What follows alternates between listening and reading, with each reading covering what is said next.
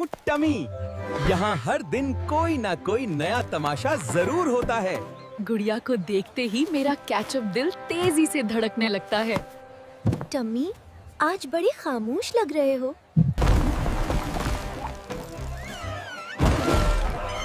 अब इस बाजार का असल बादशाह मैं हूँ। अरे बचाओ! मेरी केले की सप्लाई गई।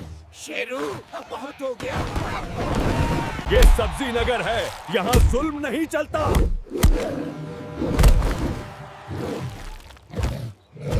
तुम वाकई हीरो हो टमी। तुम्हारी मुस्कुराहट ही मेरी असल जीत है। टमी सिर्फ मशहूर होना चाहता है। मुझे तुम पर भरोसा नहीं रहा। गड़िया, मेरी बात तो सुनो। शायद सच्ची मोहब्बत भी किस्मत वालों को मिलती है। मुझसे गलती हो गई। टमी सच्चा था, मैंने तुम्हें गलत समझा। सच आखिर सामने आ ही गया। मुझे माफ कर दो टमी। सच्ची मोहब्बत कभी खत्म नहीं होती।